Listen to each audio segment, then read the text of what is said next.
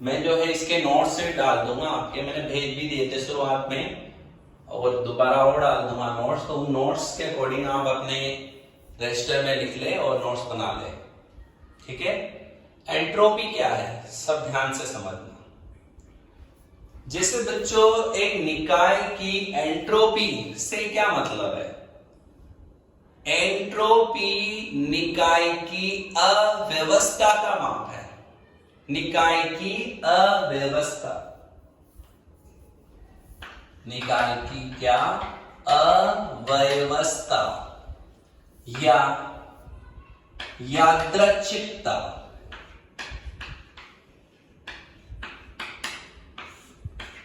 किसी निकाय की अव्यवस्था या यादृच्छिकता का माप एंट्रोपी कहलाती है।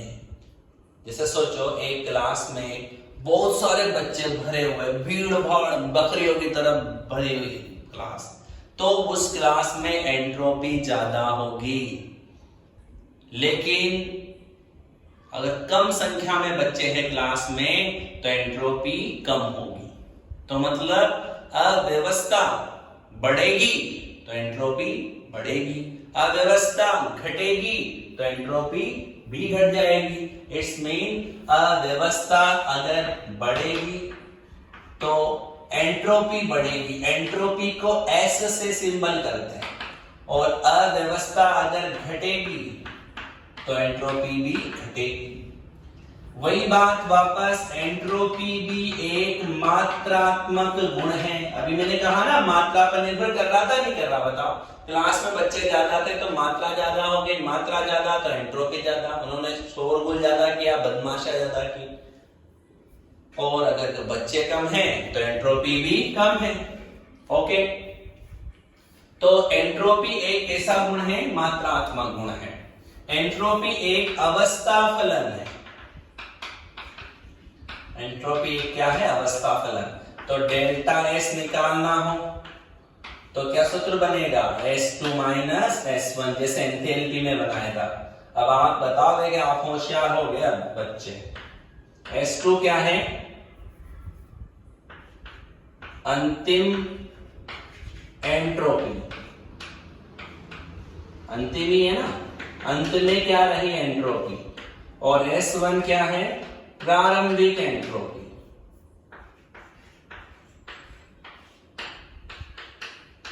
प्रारंभिक एंट्रोपी। तो एंट्रोपी एक अवस्था फलन है, मात्रात्मक गुण है। मात्रा पर निर्भर करेगा, अवस्था पर निर्भर करेगा, पद पर निर्भर नहीं करती है एंट्रोपी। राइट। एंट्रोपी का गणितीय सूत्र कोई पूछे, गणितीय सूत्र तो याद रखना, एंट्रोपी परिवर्तन को ऐसे लिखते हैं, डेल्टा एस बराबर क्यू आर ई वी बटा टी।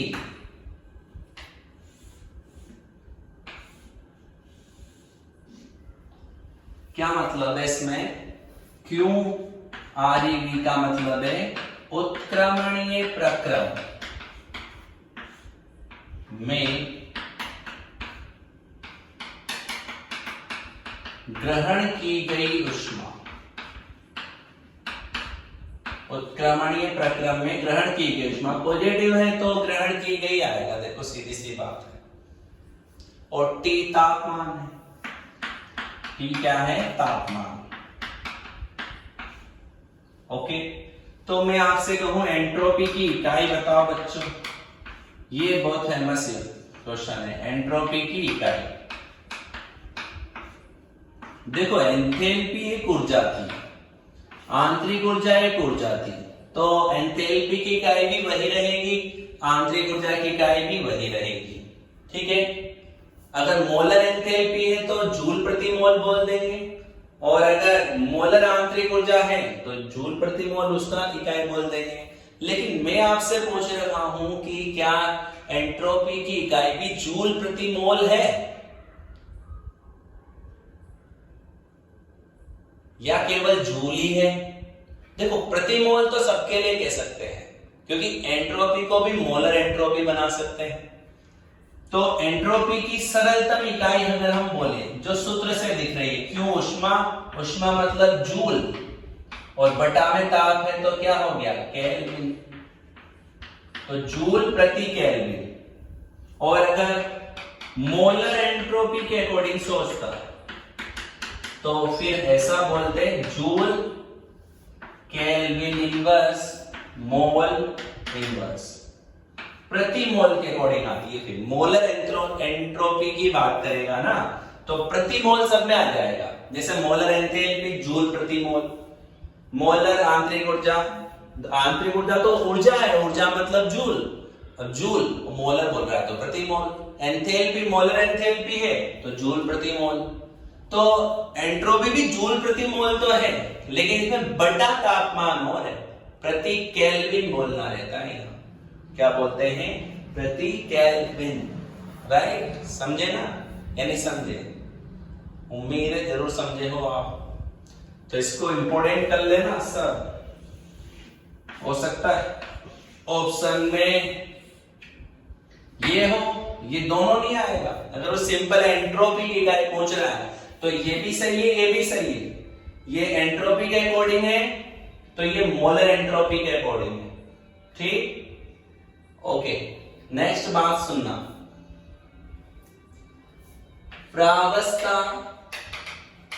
प्रावस्था परिवर्तन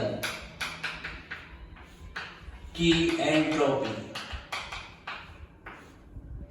प्रावस्था परिवर्तन हो रहा हो तब एंट्रोपी परिवर्तन को कैसे परिभाषित किया जाएगा, उनकी एंट्रोपी ज्ञात करने का सूत्र कैसे लिखेंगे, देखना। इसमें प्रावस्था परिवर्तन का मतलब क्या, जैसे ठोस का द्रव में बदलना, ठोस का द्रव में बदले तो इसको कहते हैं गलन,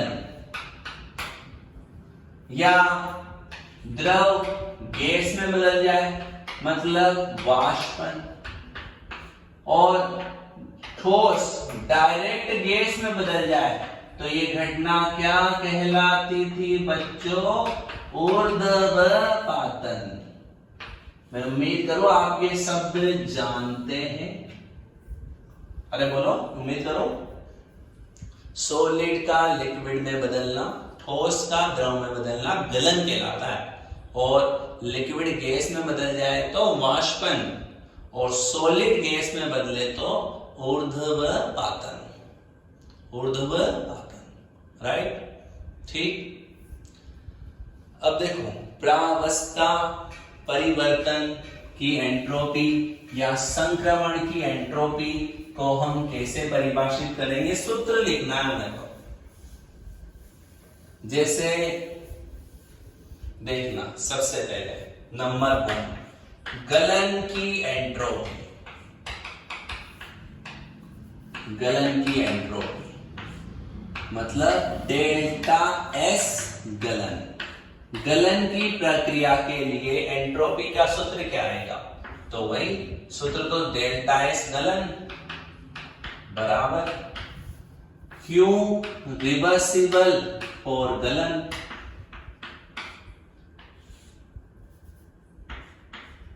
बटा T गलन। Q रिवर्सिबल गलन का मतलब है गलन की ऊष्मा, गलन की ऊष्मा, और ये गलन का ताप,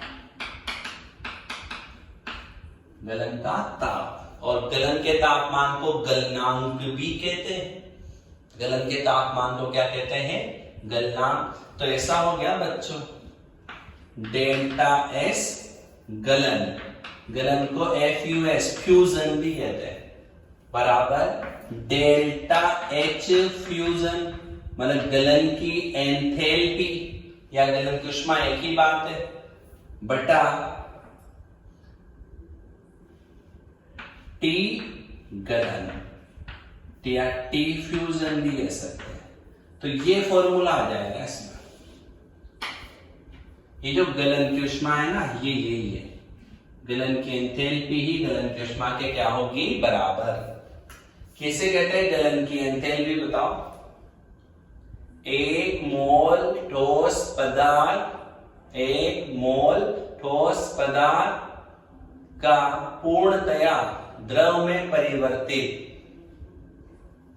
हो जाए, एक मोल ठोस पदार्थ पूर्णतः या द्रव में परिवर्तित हो जाए, तो इस परिवर्तन के लिए जो एंथैल्पी परिवर्तन होगा, जो ऊष्मा आवश्यक होगी, उसे ही क्या कहते हैं, गलन की ऊष्मा, और एंथैल्पी परिवर्तन को कहते हैं गलन की एंथैल्पी, डेल्टा एच फ्यूजन। इस तरीके से फॉर्मूला बनाना है, समझे। अगर मैं कहता वाष्पन की एंथैल्पी,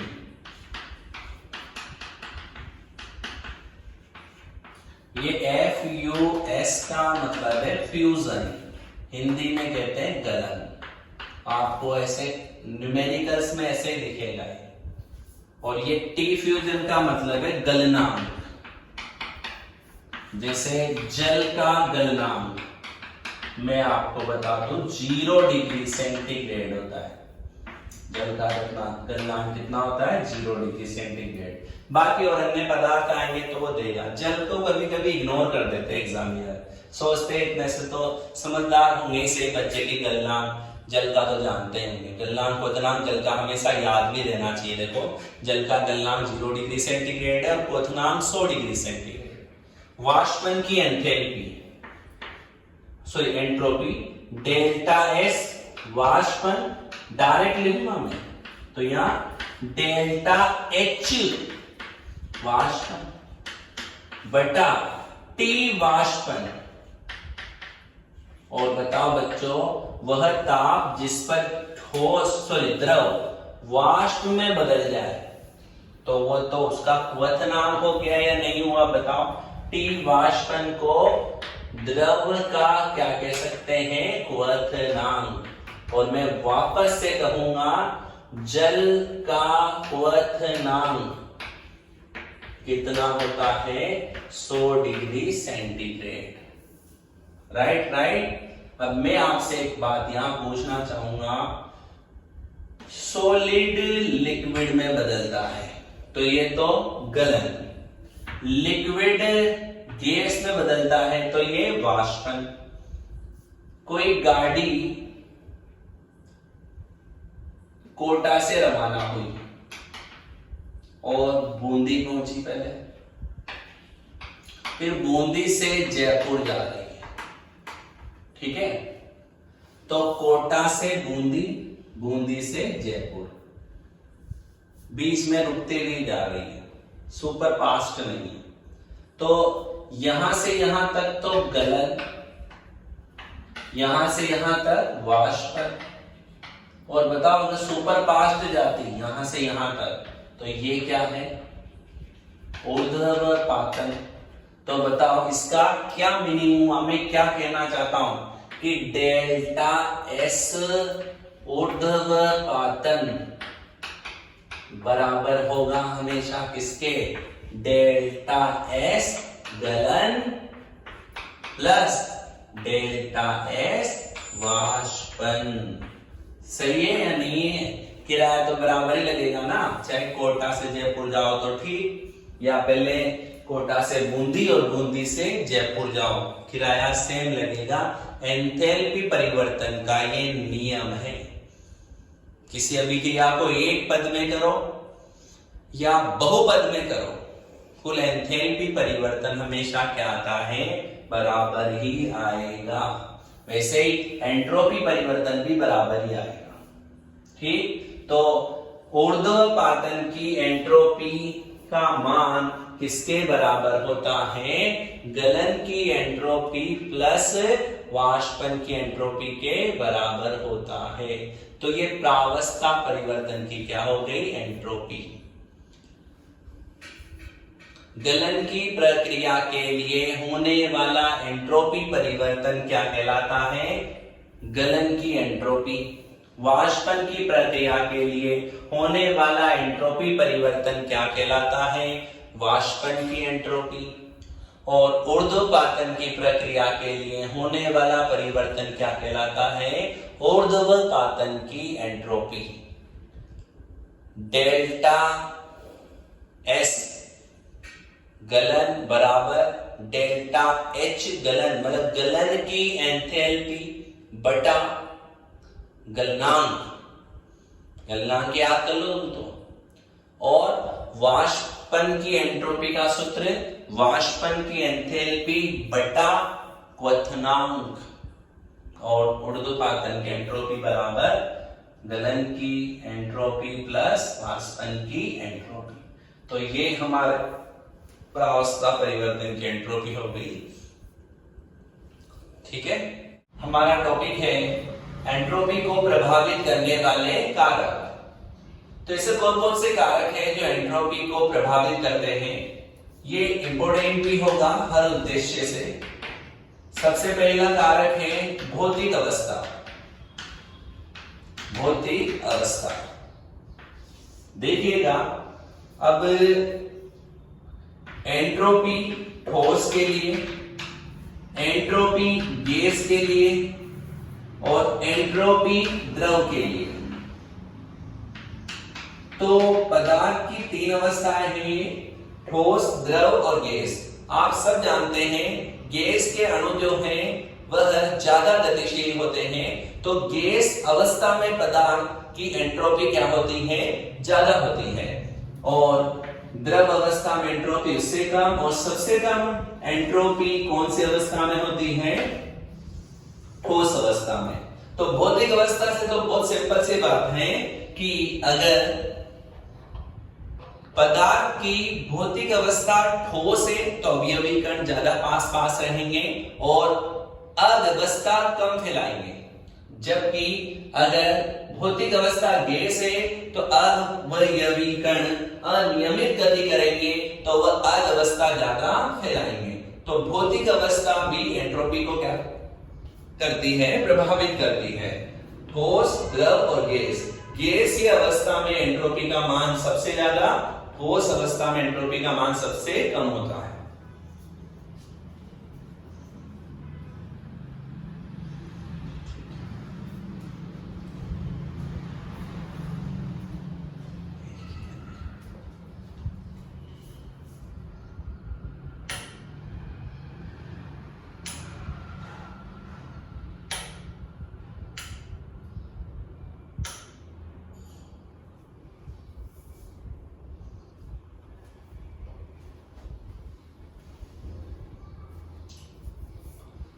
भौतिक अवस्था के बाद एंट्रोपी को प्रभावित करने वाला कारक है तापमान। तो अगर किसी पदार्थ का तापमान हम बढ़ाएंगे तो तापमान बढ़ाने से पदार्थ के अणुओं की गतिज ऊर्जा बढ़ती है, गतिज ऊर्जा बढ़ेगी तो अवयवस्था भी क्या होगी, बढ़ेगी। इट्स मीन एंट्रोपी का मान भी क्या होगा, बढ़ेगा। राइट, तो जैसे समझिए एक इक्वेशन आपको दी गई, आयरन सॉलिड स्टेट में है और 500 केल्विन ताप था। यदि आयरन जो है वह सॉलिड स्टेट ही है और टेम्परेचर 600 केल्विन हो गया है मान लीजिए, ठीक है, तो भौतिक अवस्था में कोई चेंज हमने नहीं किया है, लेकिन आप देखिए कि यहां टेम्परेचर 500 केल्विन है जबकि यहां तापमान कितना हो गया है, 600 केल्विन। तो इसका मतलब क्या हुआ, तापमान आपने बढ़ा दिया है। तो इस अभिक्रिया में एंट्रोपी का मान बढ़ेगा। इस अभिक्रिया के दौरान एंट्रोपी क्या होगी, बढ़ेगी। एंट्रोपी बढ़ेगी इसका मतलब होता है एंट्रोपी परिवर्तन क्या आएगा, धनात्मक। यदि निकाय की एंट्रोपी बढ़ रही है तो बच्चों एंट्रोपी परिवर्तन हमेशा क्या आता है, धनात्मक। और एंट्रोपी घट रही है तो एंट्रोपी परिवर्तन का मान क्या आएगा, ऋणात्मक। ओके, तो सेकंड फैक्टर ये हो गया तापमान। नेक्स्ट देखिए दाब का प्रभाव। दाब, तो क्या दाब भी एंट्रोपी को प्रभावित करता है? आप अगर दाब को बदल दें, तापमान नियत रखें, भौतिक अवस्था नियत रखें, दाब चेंज करें, तो एक बात बताइए, अगर आप दाब बढ़ाएंगे, यदि आप दाब बढ़ाएंगे तो दाब बढ़ाने से अवयवी कण पास पास आएंगे। क्या आएंगे? पास पास। पास पास आएंगे, निकटतम आ जाएंगे तो अव्यवस्था घट जाएगी।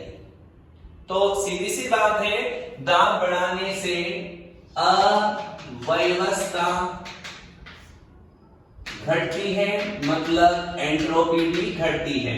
इट्स मीन यहां डेल्टा एस का मान क्या आएगा? नेगेटिव। जैसे सोचो, एक क्लास में टीचर बच्चों पर बढ़िया दबाव बना के रखे, उनको प्रेशर में रखे, तो कक्षा में बच्चे एंट्रोपी कम फैलाएंगे, अव्यवस्था कम फैलाएंगे। लेकिन टीचर की कमांड नहीं है, वह बच्चों पे दबाव नहीं बना पा रहा है, तो ऐसे बच्चे क्लास में बहुत एंट्रोपी फैलाएंगे, एंट्रोपी बढ़ाएंगे। एंट्रोपी बढ़ेगी तो इसके कारण क्लास में अव्यवस्था भी बढ़ेगी। तो दाब बढ़ाने से एंट्रोपी घट जाती है, और अगर दाब घट गया, दबाव नहीं रहा, तो एंट्रोपी का मान बढ़ जाएगा। राइट?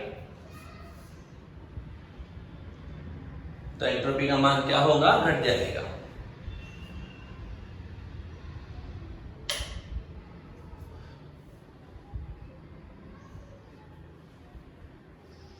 क्लियर? तो ये तीसरा फैक्टर हो गया है। नेक्स्ट नंबर 4, मिश्रण का निर्माण करने पर आप कोई मिश्रण बना देते हैं। अगर कोई मिश्रण तैयार करते हैं, सॉलिड को लिक्विड में मिला दे, लिक्विड को सॉलिड में मिला दे, कोई गैस का मिश्रण बना दे, ठोस गैस का मिश्रण बना दे, तो मिश्रण बनाने पर एंट्रोपी का मान सदैव क्या होगा? बढ़ेगा। मिश्रण बनाने पर एंट्रोपी ऑलवेज बढ़ेगी। मतलब इस परिस्थिति में डेल्टा एस इक्वल टू क्या आएगा? पॉजिटिव। मिश्रण अगर बनाया जाता है तो ठीक। तो 4 फैक्टर हम यहां पे सीख पा रहे हैं। वापस एक बार दोबारा समझिए। भौतिक अवस्था, ठोस से ज्यादा द्रव की, द्रव से ज्यादा गैस की एंट्रोपी होती है। तापमान बढ़ाएंगे तो गतिज ऊर्जा बढ़ेगी, अव्यवस्था का मान भी बढ़ेगा, मतलब एंट्रोपी बढ़ेगी। इस केस में हम कह सकते हैं डेल्टा एस पॉजिटिव आएगा। और अगर तापमान घटा दिया जाए तो एंट्रोपी भी क्या होगी? घट जाएगी। ठीक है? दाब बढ़ाएंगे तो अव्यवस्था घटेगी, उल्टा होगा दाब में। दाब के एंट्रोपी व्युत्क्रमानुपाती हो गई है। ठीक है? दाब बढ़ाएंगे, अव्यवस्था घट जाएगी, एंट्रोपी घट गई है, तो डेल्टा एस नेगेटिव। चिन्हों का बहुत बोलबाला है बच्चों। जब मैं आपको न्यूमेरिकल सिखाऊंगा आगे जाकर, तब आप समझना चिन्ह बहुत काम आएंगे। न्यूमेरिकल में सबसे एंड में समझाऊंगा आपको। पहले सारे फॉर्मूले हम क्रिएट कर ले थर्मोडायनेमिक्स के। आज की क्लास में हमारे लगभग सारे फॉर्मूले क्रिएट हो जाएंगे। फिर हम मोस्ट वैल्यूएबल जो न्यूमेरिकल्स होते हैं, जो सबसे अच्छे पैटर्न्स होते हैं, उनके न्यूमेरिकल सोल्व कर ले। ठीक है? वो क्लास हमारी न्यूमेरिकल ही रहेगी। नेक्स्ट नंबर 5, आयतन का प्रभाव। चलो एक बात बताओ, अगर आयतन बढ़ाएंगे तो प्रसार होगा।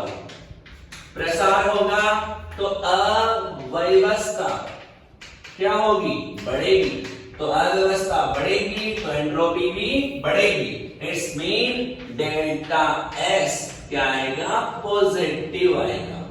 आयतन बढ़ाने पर प्रसार होगा तो अव्यवस्था बढ़ेगी, अव्यवस्था बढ़ेगी तो एंट्रोपी भी बढ़ेगी। तो यह एंट्रोपी को प्रभावित करने वाले कारक हो गए मुख्य। नेक्स्ट बच्चों देखो, कभी कभी क्या होता है, क्वेश्चन जब आता है वो पूछता है निम्न में से किस अभिक्रिया में एंट्रोपी बढ़ रही है, किसमें घट रही है, किसके लिए एंट्रोपी परिवर्तन धनात्मक है, किसके लिए एंट्रोपी परिवर्तन ऋणात्मक है। ठीक है ना? तो ऐसे क्वेश्चनों का अगर आप इन 5 कंसेप्ट से आंसर नहीं आ रहा हो तो एक ब्रह्मास्त्र आपको लगाना पड़ेगा।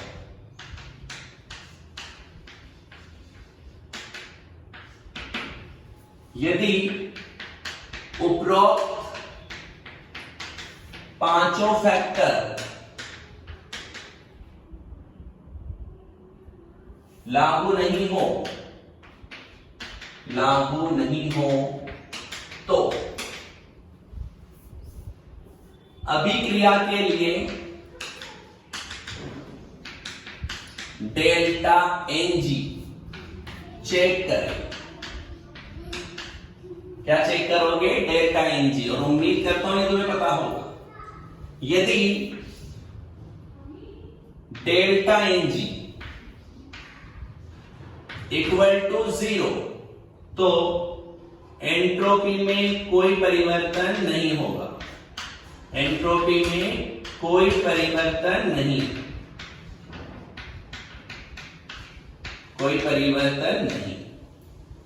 ठीक है। और delta N G equal to positive तो delta X also equal to positive.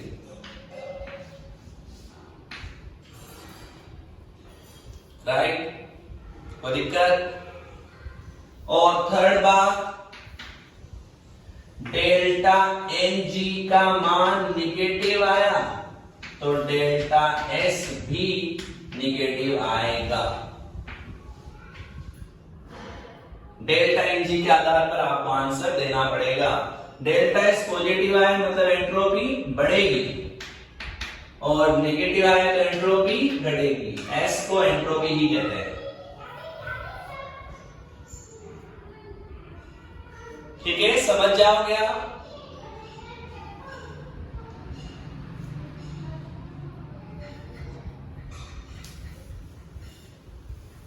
तो ये ब्रह्मास्त्र आप लगाना सीखे। मैं उदाहरणों में आपको सिखाऊंगा, न्यूमेरिकल में, क्वेश्चंस में इसको सिखाऊंगा। तो ये एंट्रोपी से रिलेटेड हमारे कॉन्सेप्ट पूरे हो जाएंगे। नेक्स्ट हमारा एक इंपॉर्टेंट टॉपिक है मुक्त ऊर्जा। इसको G से दर्शाते हैं। गणितीय रूप से अगर हम मुक्त ऊर्जा को परिभाषित करना चाहें तो G बराबर होता है H माइनस TS।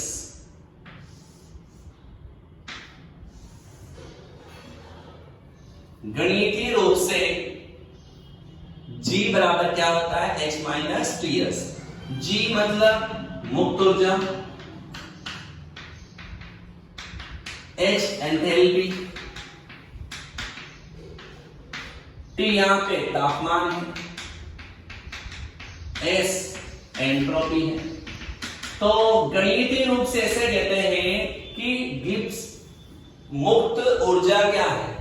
पहले तो मुक्त ऊर्जा की खोज गिब्स ने की। गिब्स हेल्महोल्ट्ज ने समझाया इसके बारे में। किसने समझाया था? Gibbs Helmholtz. गिब्स हेल्महोल्ट्ज नहीं, तो उन्होंने बताया कि गिब्स मुक्त ऊर्जा जो होती है वह एंथैल्पी व एंट्रोपी में क्या रिलेशन होता है उसके बारे में बताती है। तो किसी निकाय की एंथैल्पी और एंट्रोपी में क्या संबंध होता है इसके बारे में हमें गिब्स ऊर्जा के बारे, गिब्स मुक्त ऊर्जा से पता चलेगा। वही बात हम वापस करें तो गिब्स मुक्त ऊर्जा भी एक मात्रात्मक गुण है। गिब्स मुक्त ऊर्जा भी एक कौन सा गुण है? मात्रात्मक गुण है। ओके, यह एक जो है अवस्था फलन है। यह एक क्या है? अवस्था फलन। तो देखो बच्चों, धीरे धीरे हम ये समझते जा रहे हैं। एक हमने पढ़ा आंतरिक ऊर्जा, वह भी मात्रात्मक गुण और अवस्था फलन। एक हमने पढ़ा कार्य, तो कार्य की बात करते हैं तो कार्य पथ फलन है। कार्य क्या है? पथ फलन है। और हम बात करें उसके अलावा एंट्रोपी की, तो एंट्रोपी भी अवस्था फलन है और मात्रात्मक गुण है। एंथैल्पी की बात करें तो एंथैल्पी भी मात्रात्मक गुण है और अवस्था फलन है, राइट। तो ये बात आपको याद रखनी चाहिए, ठीक है, रख लेंगे आप। अब अगर मान लो मैं आपसे कहूं कि गिब्स मुक्त ऊर्जा में परिवर्तन, मतलब मुक्त ऊर्जा को गिब्स मुक्त ऊर्जा भी कह सकते हैं और चाहो तो आप केवल मुक्त ऊर्जा भी कह सकते हैं। तो डेल्टा जी मुक्त ऊर्जा में परिवर्तन का सूत्र क्या आएगा?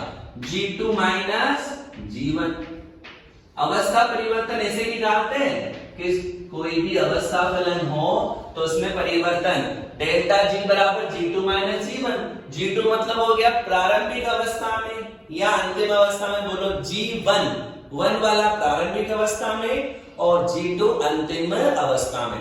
अंतिम अवस्था में मुक्त ऊर्जा माइनस प्रारंभिक अवस्था में मुक्त ऊर्जा, ओके। और अगर इस समीकरण को फॉलो करें तो नियत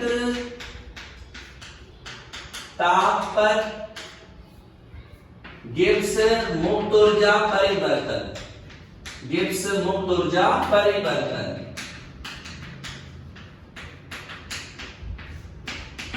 तो डेल्टा जी, H का क्या बन जाएगा? डेल्टा H, T नियत और डेल्टा S। ये बहुत बहुत बहुत इंपॉर्टेंट इक्वेशन है, वेरी वेरी इंपॉर्टेंट। और MTR ब्लड भी लेनी है तुमको। गिब्स मुक्त ऊर्जा समीकरण क्या है? क्या है बोलो? गिब्स मुक्त ऊर्जा समीकरण क्या है? इसको हम गिब्स मुक्त ऊर्जा समीकरण भी कहते हैं। गिब्स मुक्त ऊर्जा समीकरण डेल्टा G बराबर delta H minus T delta S। क्या बोला मैंने, बताओ? डेल्टा G बराबर delta H minus T delta S, okay. Delta G का मतलब मुक्त ऊर्जा परिवर्तन,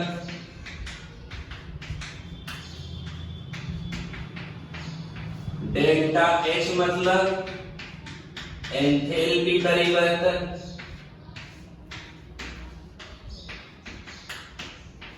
और डेल्टा S मतलब एंट्रोपी परिवर्तन, एंट्रोपी परिवर्तन, राइट। तो ये बातें आप सबको याद रखनी है। गिब्स मुक्त ऊर्जा समीकरण क्या है? वापस रिपीट करते हैं। मुक्त ऊर्जा के बारे में बताने वाले वैज्ञानिक कौन थे? Gibbs, Helmholtz. गिब्स ऊर्जा का गणितीय रूप से कैसे परिभाषित करते हैं? इसे निकाय की एंथैल्पी और एंट्रोपी में क्या मात्रात्मक संबंध होता है उसे बताने के लिए किसकी रचना की गई है? मुक्त ऊर्जा। और यह एक मात्रात्मक फलन है, निकाय में दिए गए द्रव्य की मात्रा पर निर्भर करेगा। यह एक अवस्था फलन है, मतलब निकाय की प्रारंभिक व अंतिम अवस्था पर निर्भर करेगी, पद पर निर्भर नहीं करेगी। और गिब्स मुक्त ऊर्जा समीकरण क्या होती है? डेल्टा G बराबर delta H minus T delta S। Clear? Okay, ध्यान से समझना, पूरी क्लास बहुत इंपोर्टेंट है, क्वेश्चन आते ही इधर से।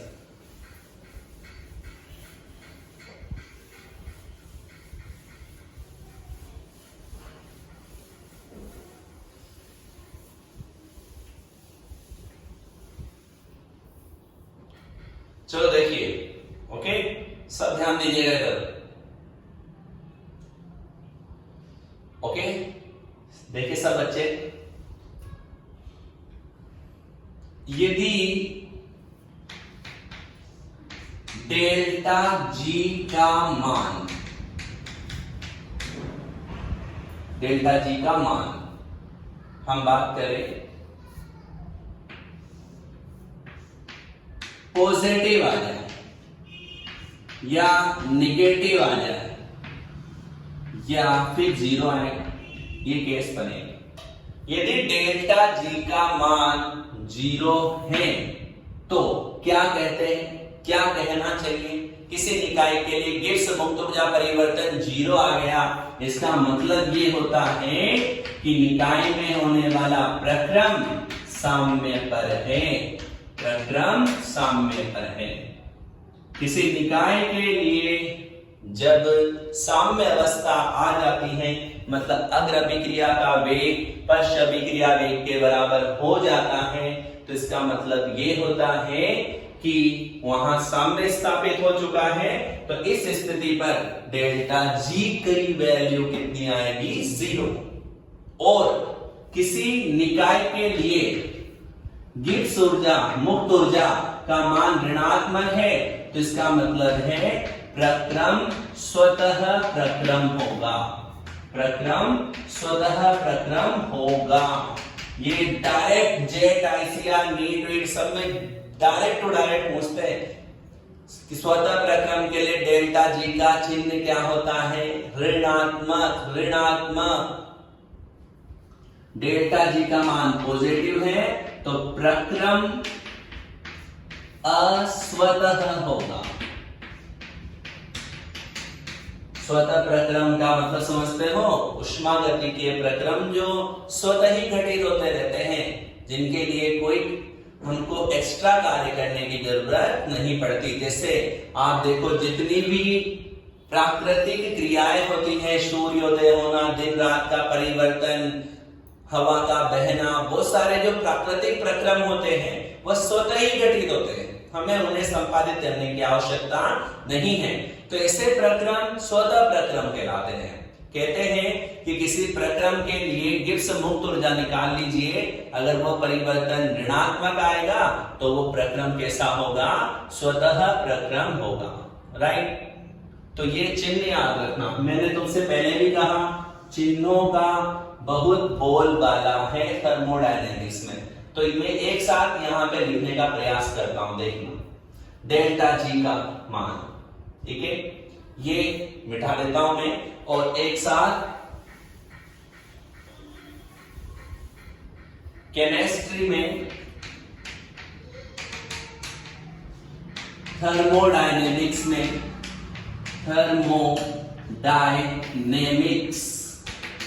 में चिन्ह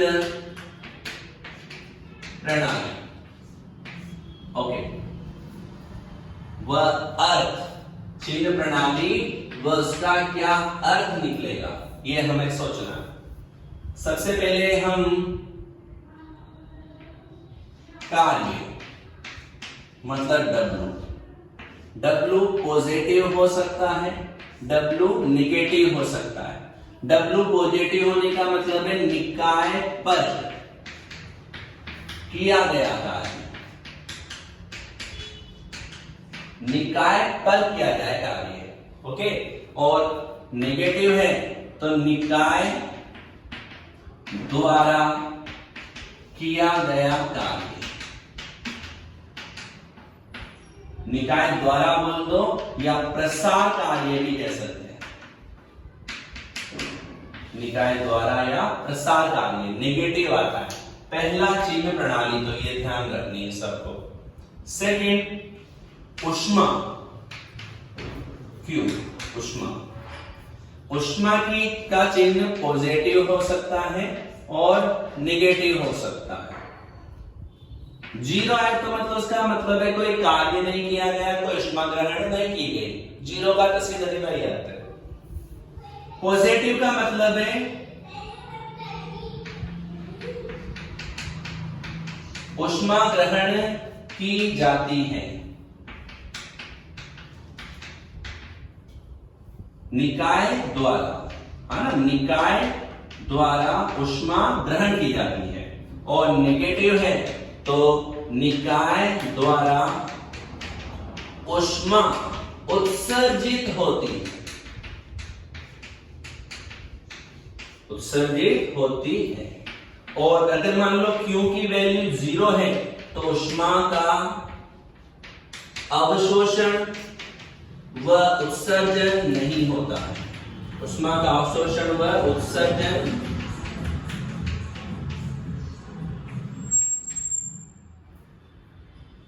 उष्मा का अवशोषण या उत्सर्जन नहीं होता।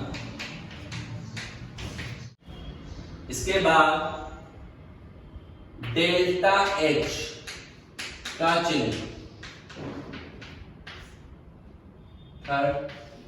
तो डेल्टा H पॉजिटिव है, डेल्टा H नेगेटिव हो सकती है।